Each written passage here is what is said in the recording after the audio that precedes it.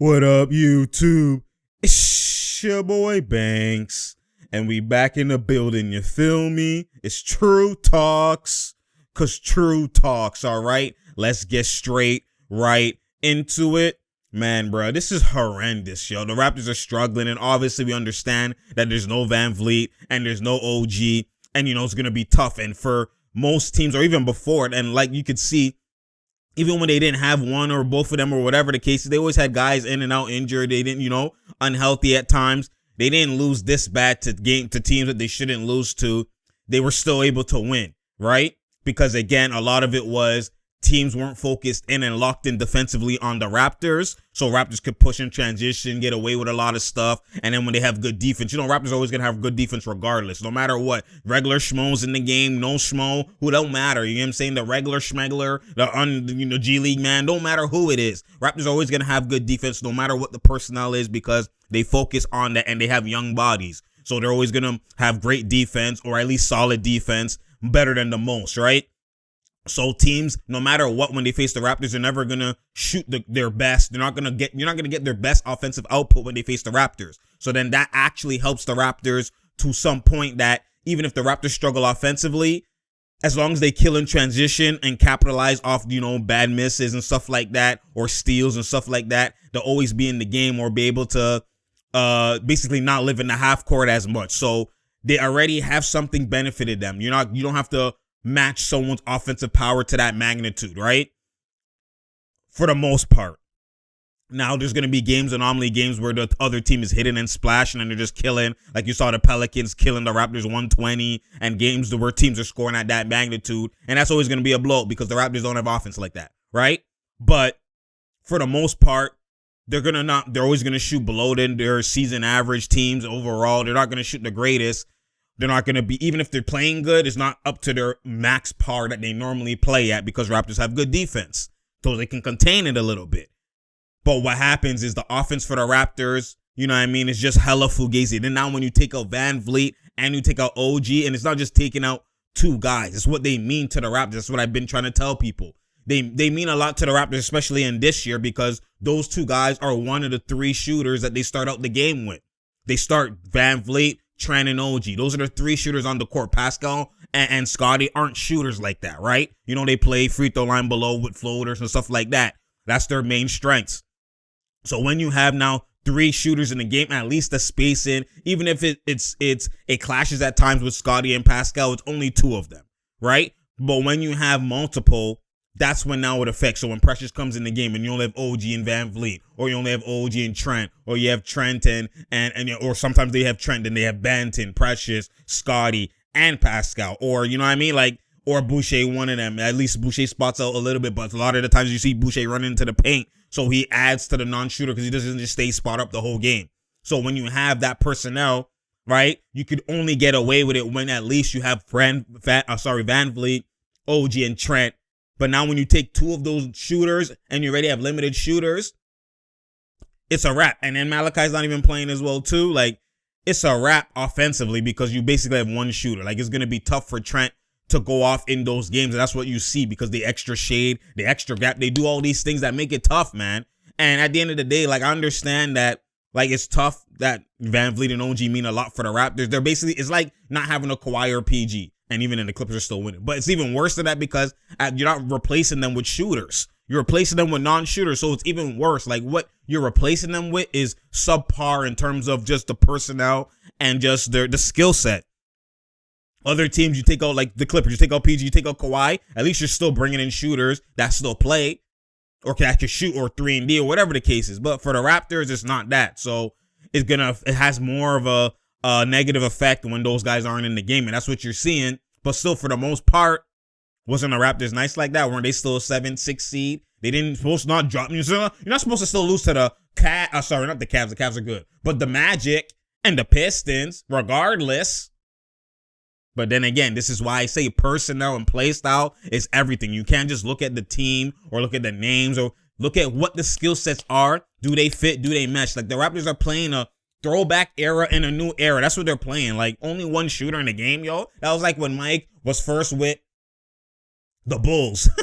Like, bare non-shooters. Like, that's what we're doing. We're going back to them times while the other team has bare spacing. Like, the Cavs can get away with playing Mobley, Markkanen, and Jared Allen. Why? Because Jared Allen's the only non-shooter. Evan Mobley can shoot. Markkanen can shoot.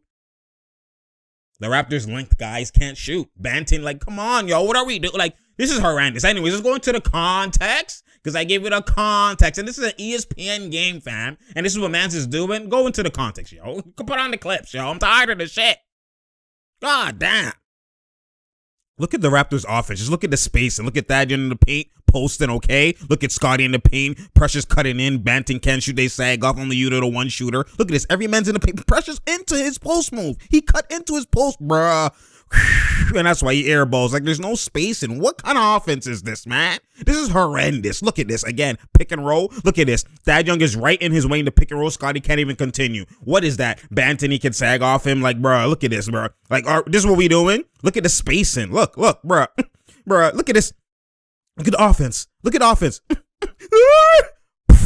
My goodness, man. Like, that's what Mans is doing, yo. Look at this. Good defense. They can only kill in transition. Raptors, take advantage of your transition. Okay, good pass. God, what the fuck? Yo, Thad Young, bro. Come on. What are we? Bro, look at this. Bro, look at this, dog. Are you serious right now? And that's goaltending, but they didn't even call it. Bro, look at the Raptors space and look at everything. Paint. That's all y'all do is run in the paint.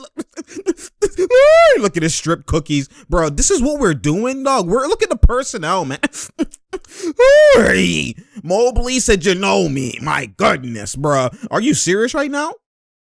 Everything paint. Everything running into the paint. Look at the personnel. Gary Trent only showed her, man. Look at this. Off the screen. Pascal's on the wing. And look at this. Trent's shots aren't the same shots because, look, he can just gap. Look at Markkanen, how far he can gap. That would have been a pull-up, but he can't even pull up. You know what I'm saying? And even if he pulls up, it's somewhat contested. Now, look at the personnel. You can't even, dog. Look at how they leave Pascal and get back to him. And even though he scored that off the hook, you know what I'm saying? Look at the personnel. Look how they could just shrink the floor, and it's harder for all the shooters now when you have look at this. All paint, bro. My God, what are we doing, yo? This is horrendous. And goaltending, they better call it. And Scotty's like, I didn't touch it. That's cap, bro. I didn't touch it. That's hella cap. Now let me show the replay and expose you. You blocked it, Scotty. Stop capping, man. What are we doing here, bro? And then look at the paint clog. Look at this. 3 mans in the paint. Look, Gary Trent can't even. Look at this. Look at the personnel on the court and look at the spacing, yo. My, bro. Okay, kill him. Okay, that's a good move, though. Bro, rebound. You know these sound, okay? They got it back. What are we? Look at the person. Look at this. Even Boucher in the paint. And he killed him. And Jared Allen is obviously injured as well too. But look at the paint personnel. Like, you can't just rely on every play in the paint, man. Paint mashing. What? Bro, look at his paint clog. Scotty's right there in the way. He can't even do nothing. You know what I'm saying? Now Scotty has to ice. Okay, kill him then. And you can see Scotty obviously scored on that, but look how they struggle just to score. Look at the personnel. Look how much they have to go to get buckets. Look at this. Gary Trent, easy would be an easy pull-up. Look how much they sag off Scotty. Makes it tough for him. He has to crab him. He has him crabbed on his hip. Escape. Okay, great shot, but look, it's still contested. And it's still contested because that little timing that he would have had it, he had to wait for Scotty to clear out. You see what I'm saying? Those little things like that is affecting Trent. That's why his shooting isn't as clean as it would be. My goodness, look at this. As with OG and Van Vliet in the game. Look at Mobley, man. My God, Joe. That boy tough. Look at this. See? You see? Look, bro. Look at Boucher in the way. Look at what are we doing, yo? 3 mans in the paint, yo. Look at this. Look at the spacing. And look, it worked out. But look how ugly the basketball is. They came back because my goodness, because the transition, good cookies. There you go. See, transition, kill and transition, kill. You got to push the tempo. That's the only way Raptors can score at a steady diet. Okay, look. You see, the paint mashing don't matter when it's transition because you have numbers at your advantage. You get what I'm saying? Right here. Mans don't even look to go at Mobley anymore because they like, yo, that man's padding. He changed the whole game. Look at this. Don't even attack him. Get the switch. They don't even look to attack the basket anymore or go to work on him. Okay. And look at this contested paint, and they can leave off Scotty. Evan Mobley can contest because Scotty ain't a threat. You know what I'm saying, bro? Look at this. Look at the personnel. Like, what are we doing here? This is horrendous basketball, man. Bro, okay? See, Mobley, he's like, I'm going to go to the post. I'm not even going to look to get the bucket. The man's don't even look to go at Mobley, yo. Gotta shoot. Rebound, you know, these sound like. My God, look at the personnel, just the spacing, just horrendous. And you already know Mobley. My goodness, man. That boy tough, man. And Darius is just dimes all the time. See? You better not attack and pass. Go pass the ball, man. Don't go at him. You better ask somebody. Don't go at him. My goodness, look at the defense. That man different, yo. You can't go at him. He's only a rookie and he's already changing the game this much, bro. Oh my God, bro. There he is. Them Cavs said there he is. What are we doing? Okay, Kill, look at it. Look at Speed. Look at Speed. Killing the paint. Great blow by. Look at this. Look at Precious in the paint. Banton in the paint. They sag off Boucher because like we can allow that. Look at this. Look at the non-personal. Look at the shooter. Only one shooter on the court, yo. And then he goes, okay, let me repost. And then look, Precious is going to run back into him again. Banton, you can sag him off OD. Wade could go help. Look at this. 3 man's in the paint on Speed like he's Kobe. He's not even Kobe, but the person, look at this, bro. Look, and he has to kick out wide open to this nigga, bro. What the fuck?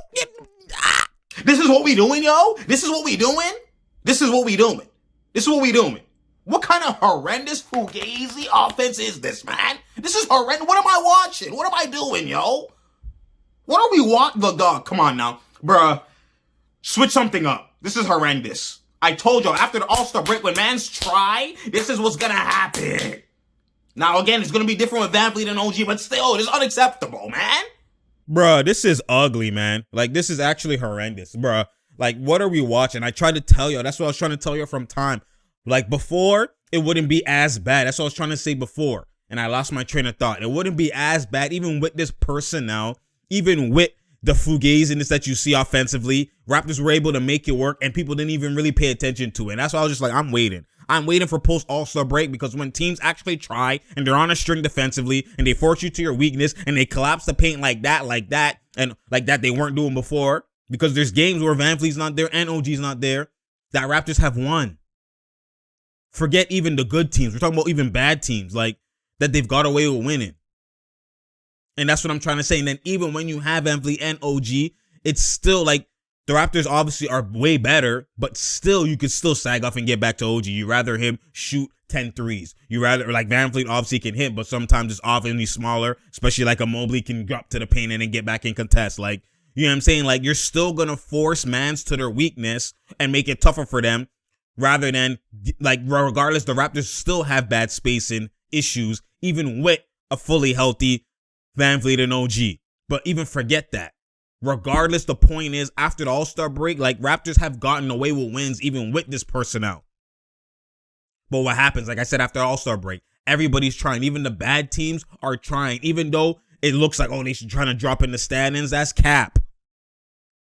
Mans will still lose games, but they're the individual component. You got to look at it from an individual aspect. Forget a team aspect. Individually, if I'm playing for a contract, or I'm trying to show that, yo, next year, I could be in the starting lineup. Like, even young guys who aren't rotational, and now at the end, they give them rotation. And it looks like even though the team is dropping in the standings, regardless, it's going to be it's not going to be an easy blowout, because other guys are trying to make names for themselves individually and take advantage of these opportunities that they get, these minutes that they get, even on the bad teams. So it's not like, that's why you'll see bad teams, you'll see bare times to be like, yo, this team is, we can see how they're going to be next year, or a future is going to be bright for them, because post All-Star break, they won half the games, or they won, you know what I mean? Before the All-Star break, they lost, you know, all of their games, 80% of their games they lost. But after the All-Star break, they started killing and they were in close games, and mans was trying. Then now when you get the mediocre teams trying to make the playoffs, mans is trying. Then when you get the teams that are actually playoff-bound team contenders, whatever the case is, mans is trying, meaning they're going to be locked in defensively. They have a game plan. The coaching staff is really on their neck, like, yo, come on now, because it's not just about this team that we're facing.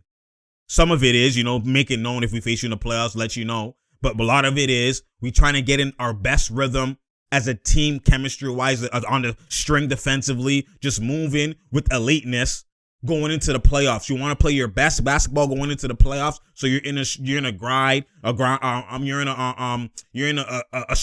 a groove. You're in all of that type of stuff. So when you go as a well-oiled machine, you're going straight into the playoffs, and boom, you can now maximize what you're going to do in the playoffs because you're not playing fugazi and trying to turn it around. You're already turned it around. Like you're moving fluidly. That's what teams are trying to get to.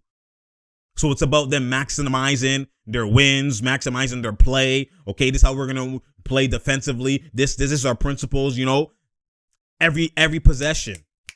Like you're just trying to be elite. So when you look at it from that perspective, it's going to be a struggle for the Raptors. I already told y'all, because even with healthy, their play personnel already, even just with Scottie and Pascal, that personnel, that fit, people are going to force Scottie to shoot. They're going to force Pascal to shoot. Pascal's going to try and run in the paint. Man's going to collapse more than ever. Like stuff like that you're going to see. And it's going to make it tough for them. Like the fact that man's is triple teaming Svi like he's Kobe because there's no personnel.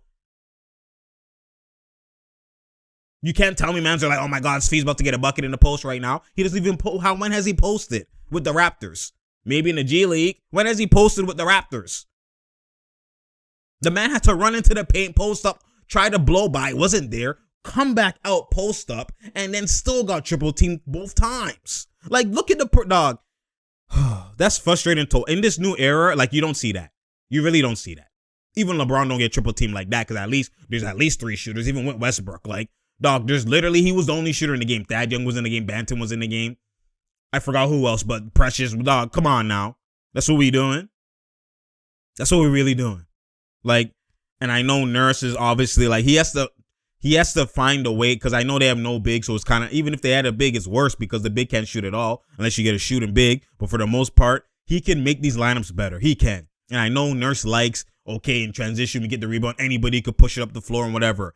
These lineups are great for transition basketball, but are they really? If every time is just paint, even the guys that get there is paint. Transition basketball is supposed to be its best killing when you have shooters and running with you. So now the guys that don't shoot, the lane is open for them in transition. That's why Pascal always kills, and Scottie will kill in transition when it's just them two running in transition, and then Van Vliet, OG, all those guys are spacing out the floor.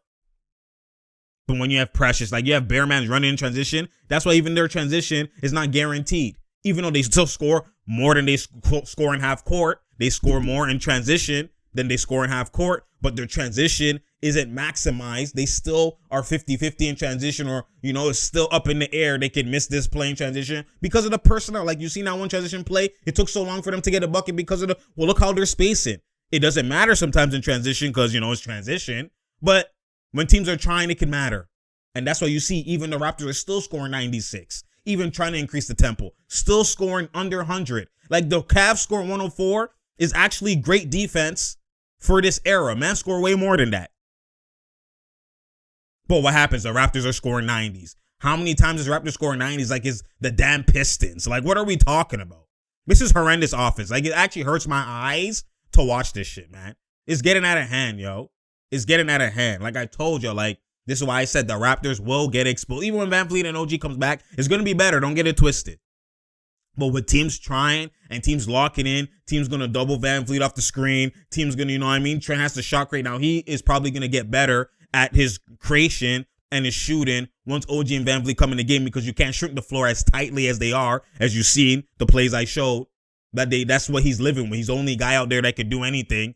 And Mans is just, nope, contest that. Oh, gap, shrink. Like they focus on him differently. Like there's no spacing for him at all. So that's why you haven't seen any game that Trent even snapped with these guys since Van Vliet and OG is injured. But we'll see when they come back. Obviously, OG, sprained finger, whatever it is, he doesn't need surgery, but he needs time. And then Van Vliet, maybe in the next couple of games, we'll see. But for the most part, when they come back, now we'll really see how, teams play them. And I think it's still going to be a struggle. I don't think it's going to change that much. It's not going to be a drastic change, even though it's a drastic change, if you get what I mean, in terms of personnel. But again, it's going to be tough. So we'll see. We'll see how it transpires. We'll see how it comes. But this is horrendous, yo. It's getting at it. I'm tired of this shit. And then man's like, oh my God, Pascal, you seen the slump? Yo, you seen how the hot stretch? Because Van Vliet was there. I try to tell you. He was snapping because Van Vliet was there. They focused on Van Vliet. Now that Pascal is there, we focus on you. And there's bad personnel. Go to work. Get a bucket. KD was still getting 30 when he had G League mans and they focused and triple teamed him. Wasn't he still eating? LeBron's still eating even though mans are sussing. All the mans they're eating don't change. Elite players with them, not elite players with them, G League players with them. It don't matter who's with them. I get mine. Whether you double team me or not, I get mine because my skill set is there. When you have no skill set in Pascal, changes in the lineup drastically affect you. That's what happens. And that's why I'm trying to, we don't have a real talk, and I like Giannis. We don't have a real talk about Giannis in the older era and stuff like that because this is what you're seeing. Imagine Giannis had to play with this kind of spacing. Would he be getting 30s and eating like that? Would he? Especially in the older era too?